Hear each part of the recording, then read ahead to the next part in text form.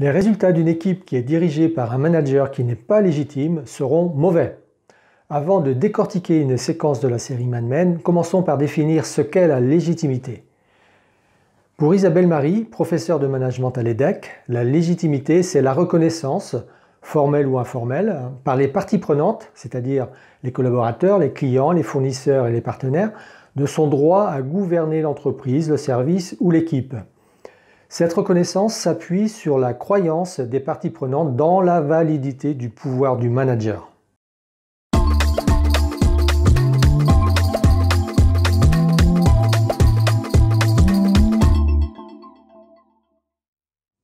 Pour mieux comprendre cette définition, nous pouvons définir les principales composantes de la légitimité.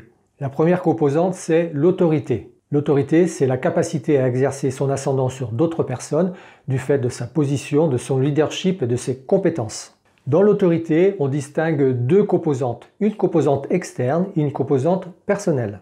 Composante externe, la position. De prime abord, une même personne aura plus de facilité à se faire écouter et obéir si elle a le titre de directeur plutôt que le titre de chef de service.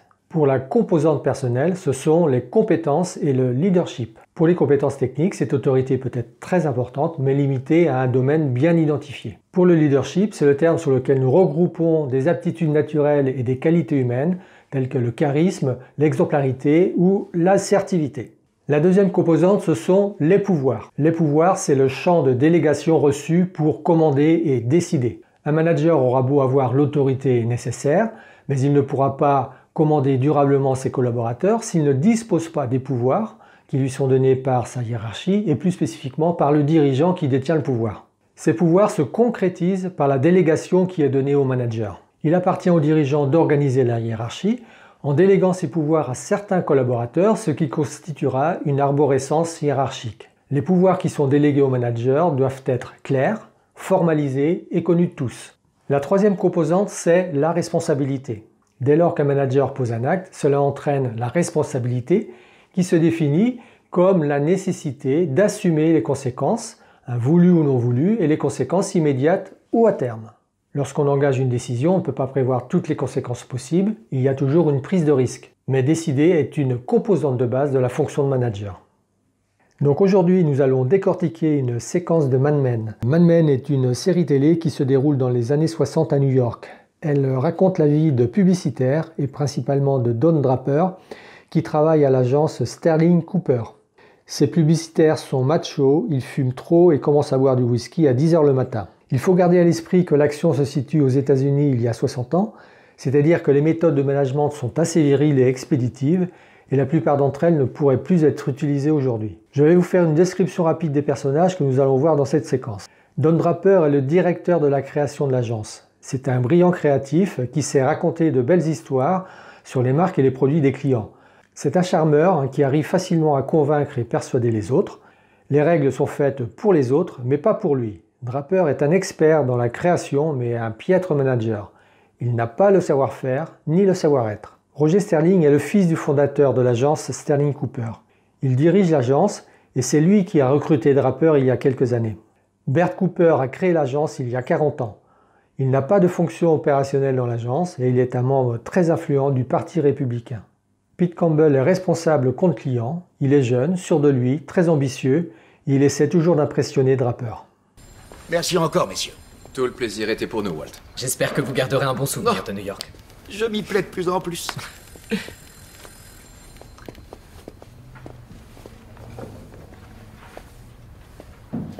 Bravo.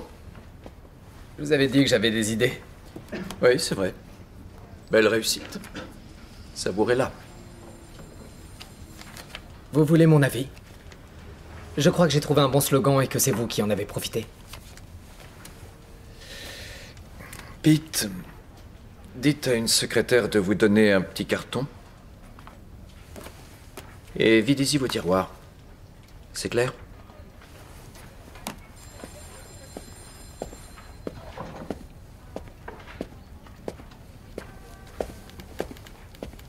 Ce n'était pas vraiment le moment d'acheter un appartement. Ce qui se passe ici, c'est que Draper a passé une partie de la nuit à chercher une nouvelle idée pour le client. Il l'a présenté, mais le client n'a pas aimé. Campbell, lui, a passé une partie de la nuit avec le client et il lui a présenté son idée. Quand le client a refusé l'idée de Draper, Campbell a présenté la sienne, le client a été séduit et il a donné son accord pour la nouvelle campagne de publicité. Draper est piqué au vif. Il n'accepte pas qu'un commercial ait une idée meilleure que la sienne, alors il le vire sur le champ. Je vous l'ai dit tout à l'heure, nous sommes dans les années 60 aux États-Unis et nous n'allons pas nous intéresser à la façon dont Draper gère cette situation. Ce qui nous intéresse va arriver dans quelques minutes, alors continuons. Tu sais le dernier jour de Campbell à l'agence? C'est aujourd'hui. Qu'est-ce qui s'est passé? Pendant que je me tuais à essayer de réparer ces conneries d'hier, monsieur était au Saint-Régis à vendre des idées à mon client. Ses idées à lui. Quelle crevure.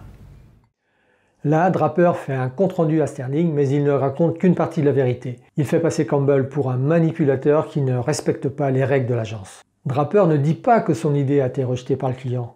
Il ne dit pas non plus que c'est grâce à l'idée de Campbell que l'agence a pu conserver ce client. Ce qui fait que Sterling n'a plus qu'à approuver la décision de son directeur artistique. Ici, Draper a tout faux sur la composante responsabilité. Il n'endosse pas les conséquences de ses actes. Pire, il charge un collaborateur et jette le discrédit sur lui. Et comment l'arrêter ce contact?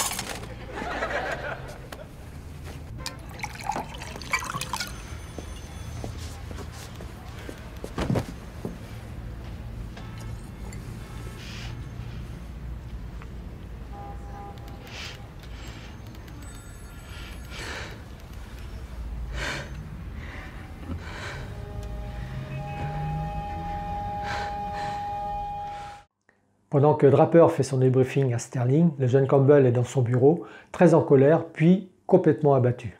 C'est grâce à lui que l'agence peut conserver ce client. C'est grâce à ses idées et non pas à celles de Draper. Et il voit s'envoler son ambition de devenir directeur de clientèle de l'agence. Alors pourquoi Campbell n'a pas respecté les règles en vigueur dans l'agence? Pour deux raisons. La première, il a voulu relever un challenge, c'est-à-dire reconquérir un client qui semblait perdu. La seconde, il a voulu impressionner Draper et avoir sa reconnaissance. En finale, il a réussi à conserver le client, il a certainement réussi à impressionner Draper, mais il n'a pas réussi à avoir sa reconnaissance puisqu'il a été viré sur le champ.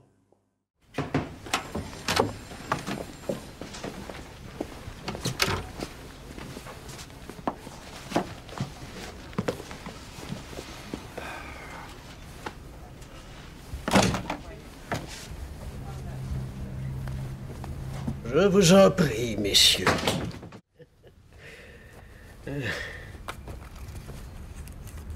Pete Campbell. Il vide son bureau. Navré d'entendre ça. Malheureusement, c'est inévitable. J'aimerais être d'accord avec toi. C'est un jeune chargé de projet.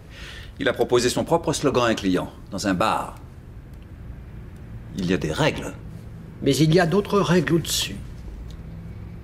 Cooper, qui est toujours au courant de ce qui se passe dans son agence, convoque ses deux plus proches collaborateurs. C'est Sterling qui prend la parole et qui explique pourquoi Draper a viré Campbell. Quand Cooper commence à leur parler de règles bien plus importantes que celles de leur agence, Sterling comprend qu'ils ne pourront plus virer Campbell, même s'il ne sait pas encore pourquoi. Quel est le problème?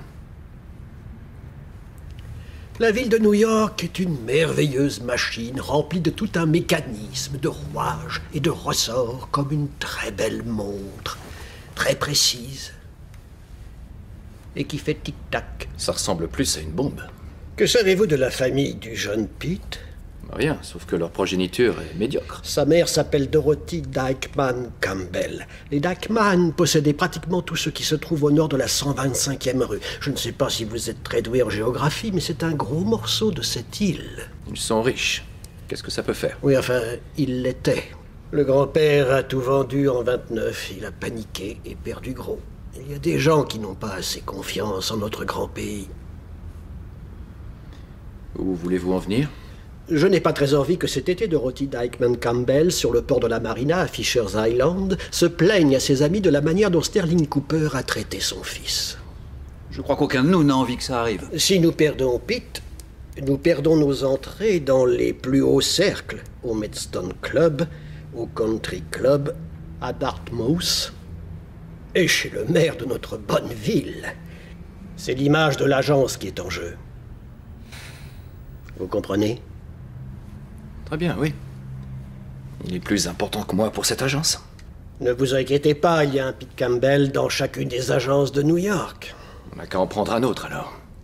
Il va falloir être un peu moins délicat si vous voulez travailler en cuisine, là où on fait le boudin.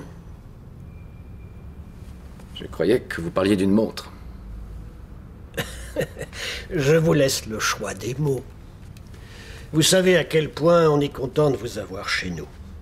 Sans l'ombre d'un doute. Don est un grand garçon, tu sais. N'est-ce pas, Don?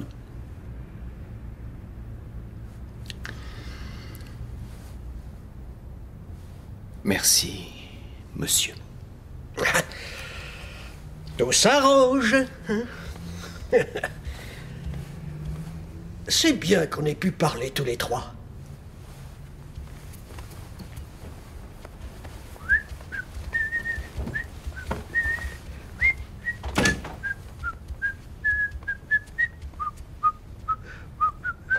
Draper demande des explications et Cooper lui répond en exposant les faits.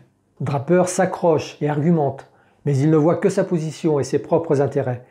Il n'arrive pas à prendre de la hauteur, ni à changer d'angle pour analyser le problème.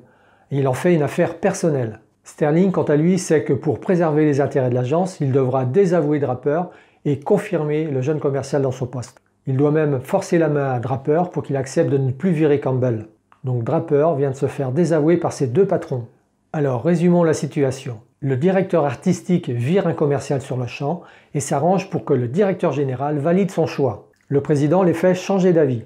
Le directeur artistique doit annoncer la nouvelle au commercial. Alors Draper a pris une décision et il avait parfaitement le droit de prendre cette décision et maintenant il doit revenir dessus. L'enjeu est extrêmement important, pour ne pas dire vital pour la pérennité de l'agence. En effet, quand Draper va annoncer à Campbell qu'il ne peut plus le licencier parce qu'il n'a pas eu l'accord du président, Draper va perdre sa légitimité dans toute l'agence. Et ça, c'est vraiment un très gros problème, car l'agence est identifiée par le marché comme étant très créative, et cette créativité est personnifiée par Don Draper. Alors, comment va-t-il faire? Et peut-on sortir par le haut d'une telle situation? Eh bien, regardons.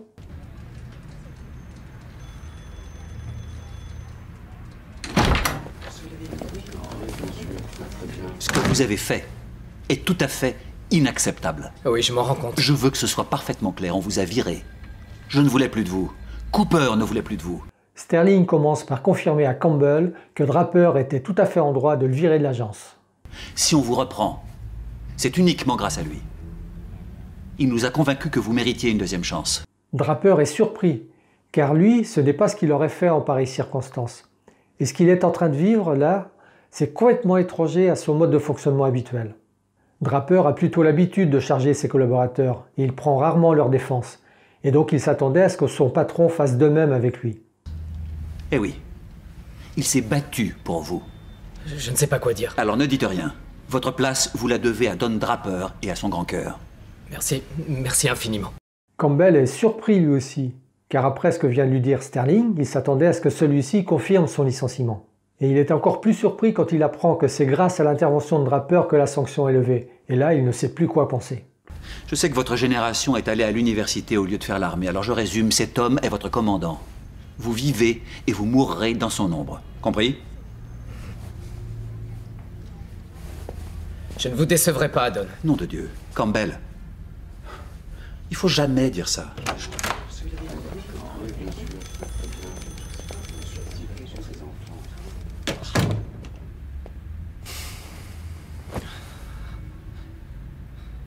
Sterling profite de la surprise de Campbell pour lui rappeler les règles de fonctionnement de l'agence. Cet homme est votre commandant. Vous vivez et vous mourrez dans son ombre. Alors Sterling fait une chose qui est souvent oubliée, volontairement ou pas par les managers. Il valide que Campbell a bien compris. Sterling, qui a parfaitement analysé la situation, sait qu'il doit conforter la légitimité de Draper. En réalité, Sterling fait un coup double, puisqu'il renforce la légitimité de Draper vis-à-vis de Campbell, mais aussi Sterling renforce sa propre légitimité vis-à-vis de Draper en lui évitant une séance assez pénible d'excuses et d'explications. Sterling, qui est un vétéran de la Seconde Guerre mondiale, fait souvent référence à la guerre. Et il sait que pour gagner une bataille, pour gagner une guerre, les soldats doivent avoir une confiance absolue en leur hiérarchie et que la chaîne de commandement doit être solide et fiable. Alors, comment Sterling a fait pour renverser la situation? 1. Il a confirmé que le motif de sanction et que la sanction elle-même était juste. 2.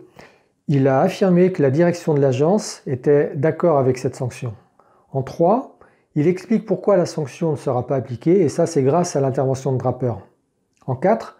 Il met au clair les règles de fonctionnement de l'agence. Et en 5. Il obtient l'acquiescement de Campbell. Si vous avez aimé cette vidéo, laissez-moi un like et un commentaire. Si vous n'êtes pas encore abonné à ma chaîne, faites-le, appuyez sur le bouton là juste en dessous. Et je vous dis à bientôt pour une nouvelle séance de décortiquage de films ou de séries.